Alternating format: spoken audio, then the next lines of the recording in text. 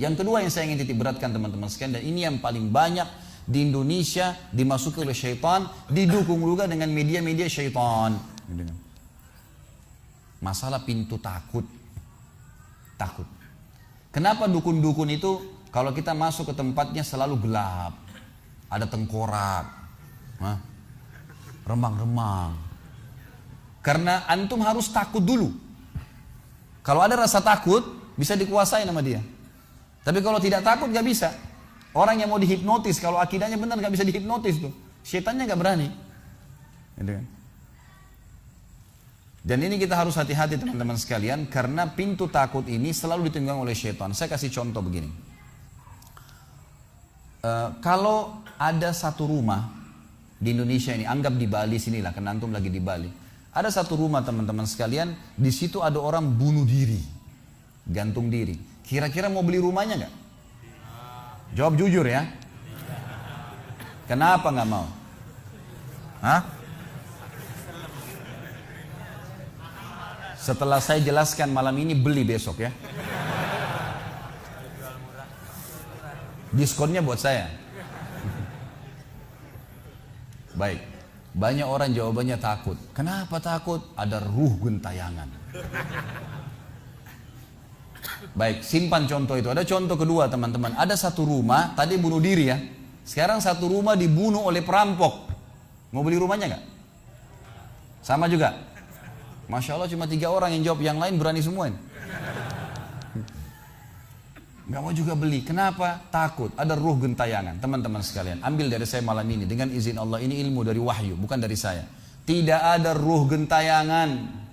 Gak ada ceritanya dalam Islam kuburan terbuka pocongnya keluar. Gak ada itu. Gak ada tangan dari kloset tarik-tarik orang. Itu semua dusta. Dusta, perusakan akidah dari media-media syaitan nih. Sinetronnya, filmnya, segala macam. Manusia bisa berubah jadi singa lah, bisa beginilah, macam-macam. Dusta, dusta, nggak ada dalam Islam, nggak ada.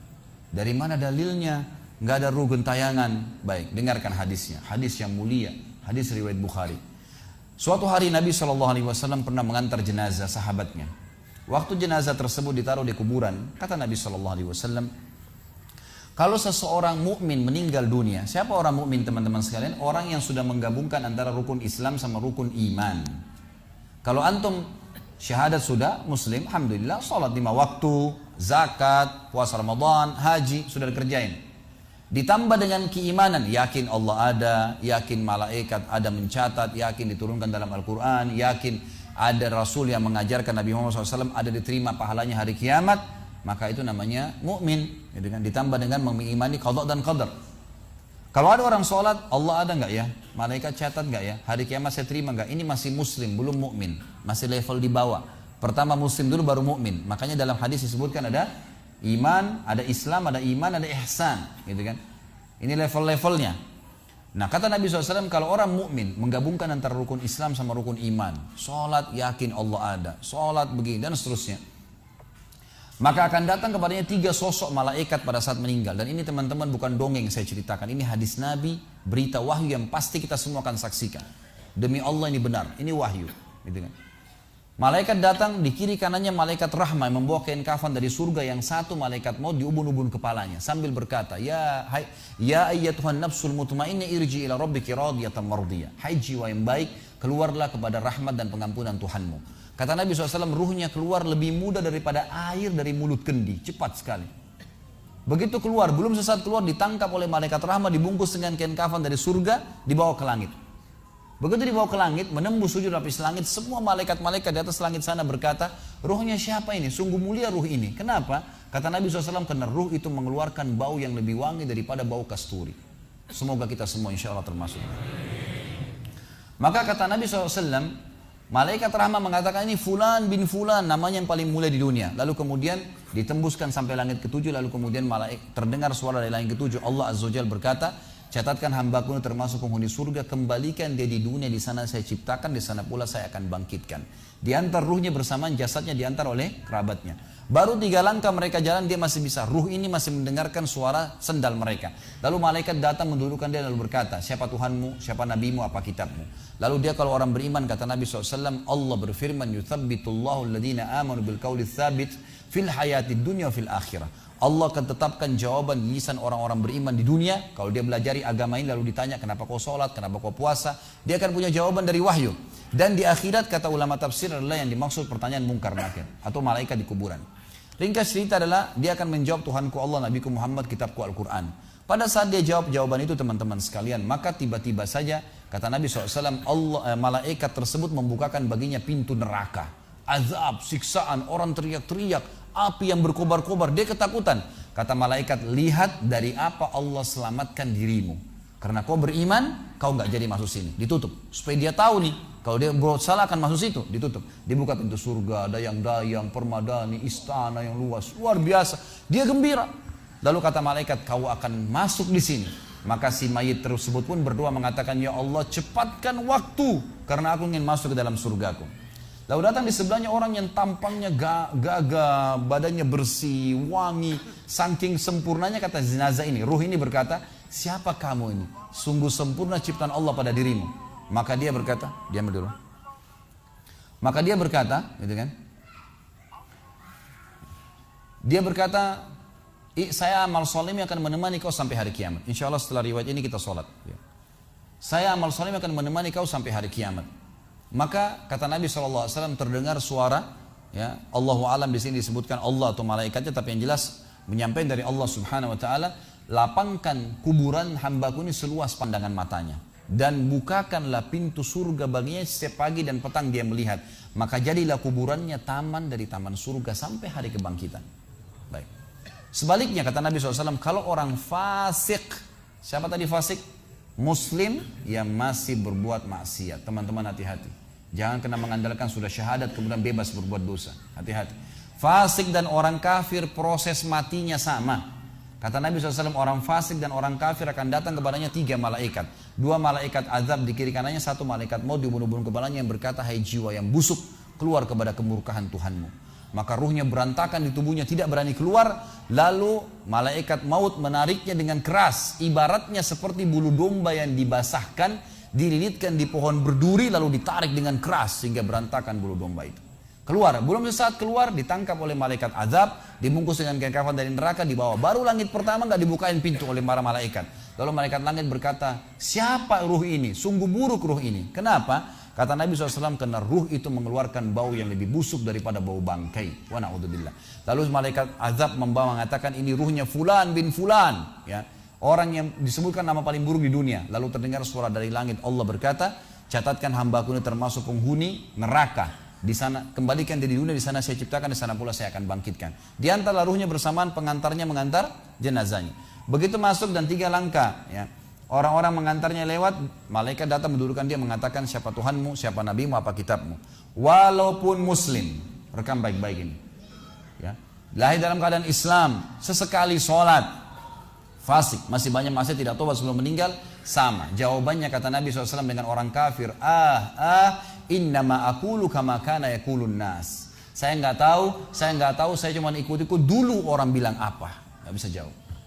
Lalu kemudian dibukakan baginya pintu surga, dayang-dayang, permadani, istana, pemandangan yang luar biasa, gitu kan? Maka dia kagum, kata malaikat, lihat dari apa kau haramkan dirimu. Dulu kau bisa masuk sini, tapi kau tidak mau, ditutup. Dibuka pintu neraka, azab, siksaan, orang dipotong, teriak-teriak, kesakitan. Lalu dia ketakutan, kata malaikat, ini tempat kau selamanya, kau tidak akan bisa lari. Maka dia berdoa mengatakan, ya Allah jangan kau cepatkan waktu karena aku tidak ingin masuk ke dalam nerakaku. Lalu datang di sebelahnya orang yang buruk tampangnya, bau badannya nggak enak. Lalu saking buruknya kata jenazah ini, kata ruh ini, siapa kamu ini? Pergi dari saya, sungguh buruk ciptaan Allah pada dirimu. Maka dia mengatakan, tidak, saya amal burukmu yang akan menemani kau sampai hari kiamat. Lalu dalam penutupan hadis Bukhari ada 2 riwayat. Yang pertama, Allah Azza wa Jal, ya, mengirim kepadanya malaikat yang tidak punya penglihatan dan pendengaran. Allahu alam bagaimana nih? Yang membawa sebuah besi. Yang kalau besi itu seluruh jin dan manusia bersatu, mau membalik saja mereka tidak mampu. Bayangkan seluruh jin, miliaran, seluruh manusia miliaran, balik saja mereka tidak mampu. Ini saking kuatnya malaikat tersebut. maka menghantamkan ke tubuh orang ini hancur, diutuhkan kembali lagi. Begitu terus sampai hari kiamat. Riwayat yang kedua mengatakan Allah Azza wa Jalla membuat dinding kuburannya merenggut tubuhnya, menjepit tubuhnya sampai seperti ini tulang rusuknya. Kembali lagi. Kata ulama hadis digabungkan keduanya, dipukul sambil diremukkan, dikembalikan lagi. Begitu terus sampai hari kiamat. Maka teman-teman sekalian, dalil ini sebagai penutup dalam sesi pertama materi kita, teman-teman sekalian, dalil ini menjelaskan tidak adanya rugen tayangan dalam Islam. Gak ada. Kita tarik ke contoh tadi. Orang yang bunuh diri tadi berdosa besar bukan? Dosa besar. Berarti dia meninggal sekarang di kuburan lagi disiksa. Gak ada ceritanya keluar ganggu orang atau balas dendam. Gak ada waktu. Hancur, remuk, dikembalikan lagi. Begitu terus. Kemudian juga sama. Orang tadi contoh kedua yang dibunuh sekeluarga. Kalau dia muslim maka dia mati syahid. Matinya mulia bukan? Mulia. Berarti lagi nikmatin kuburannya taman dari taman surga. Gak ada ceritanya tuh mereka keluar lagi ganggu orang. Gitu kan. Jadi mulai sekarang beli rumah yang banyak dianggap keramat tuh. Bacain surah Al-Baqarah ada semua syaitannya tuh. Harus yakin dengan sabda Nabi SAW, rumah yang dibaca surah Al-Baqarah tidak akan masuk syaitan. Gak ada. Takut semua syaitan. Baik, kita tutup dengan kata-kata saya teman-teman sekalian. Lalu dari mana kalau saya beli rumah saya pernah dengar suara bayi di atas rumah, atap rumah saya. Saya pernah dengar suara cangkul di belakang rumah, pintu bunyi sendiri, gitu kan. Itu semua permainan syaitan yang ada di sekitar rumah itu, atau Anda yang bermasalah. Harus diruqyah. Dibacain ayat, ada sihirnya tuh. Mungkin pernah mandi dulu ilmu kebal, mungkin pernah ini, mungkin pernah bersemedi, apalah macam-macam yang khurafat ini, maka dia harus diruqyah. Jadi harus diobatin. Baik, begini contohnya. Kalau kita lagi lewatin tadi rumah yang orang ada bunuh diri, ini kalau ada syaitan di sini marah dengan saya, tapi saya nggak peduli. Emang dia musuh kita. A'udzubillahi minasyaitonirrajim. Gitu kan. Allah hancurin mereka. Gitu kan. Yang jelas teman-teman sekalian, kalau kita lewat di rumah yang ada orang bunuh diri, gitu kan. Misal pagarnya 10 meter, begitu kita jalan 1 meter pertama, semua syaitan itu ngerumunin kita tuh. Tuh yang bunuh diri itu perempuan, matanya belalak, rambutnya panjang, keluar darah dari hidungnya. Terus dibisikin. Orang yang takut, manusia yang takut, maka pada saat dia balik ke tempat yang tadi syaitan bisikin dia itu, dia lihat betul nanti perempuan tuh. Karena dia takut, jadi dia bisa lihat. Yang takut saja bisa lihat, yang tidak takut tidak bakal lihat. Makanya kalau ada temannya jalan di sebelah nggak takut, tanya, kau lihat nggak? Dia bilang nggak. Kalau dia bayangkan nenek-nenek, dia lihat nenek-nenek temannya. Permainan syaitan. Maka orang beriman mustahil melihat yang seperti itu. Gak ada ceritanya. Atau dasarnya orang itu kena sihir tadi. Maka bisa melihat penampakan karena ada syaitan yang mengganggu dia. Dan dia dasarnya membuka diri untuk itu. Makanya harus ruqyah, obat. Gitu kan? Ada metode pengobatan, tentu bisa lihat di YouTube, ada ceramah saya, ruqyah syariah. Ya, nama saya diketik, insya Allah ada tata cara yang sudah saya ajarkan caranya mengobatin itu. Tapi yang jelas itu semua permainan syaitan, teman-teman sekalian. Dan inilah poin pertama, pintu pertama untuk takut kepada Allah Subhanahu wa taala. Artinya semua selain Allah dalam makhluk jangan pernah takut dengan mereka. Syaitan pun yang biasa dianggap menakutkan bagi manusia itu dusta semua. Sampai sabda Nabi SAW mulia hadis Bukhari, siapa yang membaca bismillah, bismillah, maka syaitan yang ada di sekitarnya menjadi kecil seperti lalat. Jadi orang yang gambarkan syaitan besar itu tidak benar semua. Kata Nabi SAW dalam hadis Bukhari yang lain, siapa yang mau masuk ke rumahnya, lalu dia baca Assalamualaikum, salam warahmatullahi wabarakatuh. Syaitan di sekitar rumahnya berkata kepada teman-temannya, tidak ada tempat nginap buat kalian malam ini. Salam saja sudah jadi benteng, gak bisa masuk. Kalau dia makan dengan baca bismillah, ya, dia baca bismillah, maka syaitan berkata lagi sama teman-temannya, tidak ada makan malam buat kalian malam ini. Gak bisa cuy. Dan syaitan tidak bisa membuka dan menembus tembok atau pintu manusia. Dusta semua itu tembus tembok, tembus pintu, dusta. Karena Nabi SAW yang bilang, syaitan tidak bisa membuka kembali pintu yang ditutup oleh manusia. Syaitan tidak bisa membalikkan ya, panci yang sudah ditutup oleh manusia. Maka padamkanlah lampu kalian, tutuplah panci-panci kalian. Karena syaitan bisa menunggangi makhluk yang lain. Sebagai penutup hadis Nabi SAW, pernah ada seorang sahabat membawa tikus ditangkap malam hari. Pada saat ditangkap tikus tersebut, lalu sahabatnya tidak bunuh, dipegang sama dia, dibawa ke masjid. Dia bilang, ya Rasulullah, ini tadi, ya, saya tangkap di rumah saya apa ini hewan ini? Boleh saya bunuh atau enggak? Kata Nabi SAW, jadi tikus itu sambil ditahan oleh sahabat, kebetulan Nabi SAW punya tikar yang dipakai sholat, di sebelahnya ada lilin kecil, minyak dengan api, gitu kan? Lalu tikus ini sementara Nabi SAW bicara sama sahabat, lepas, menyentuh ya lilin Nabi SAW, lalu tumpah minyaknya di sejadah, di tikarnya Nabi, terbakar. Kata Nabi SAW, sesungguhnya hewan ini fasiqah, fuaisiqah, buruk, boleh dibunuh, gitu kan. Dan syaitan menunggangi hewan seperti ini untuk membakar rumah-rumah kalian. Tapi mereka tidak bisa membakar langsung. Mereka cuma bisa menggunakan hewan yang kebetulan lewat dan seterusnya. Seperti misalnya syaitan bisa menggoda manusia lain untuk mengganggu kita, gitu kan. Tapi untuk dia langsung tidak ada ceritanya. Itu semua tidak benar, teman-teman sekalian. Insya Allah kita lanjutkan nanti setelah sholat isya, dan kita tunda ba'diyah isyanya supaya menghemat waktu. Subhanakallahumma bihamdika asyhadu an la ilaha illa anta astaghfiruka wa atubu ilaik. Wassalamualaikum warahmatullahi wabarakatuh.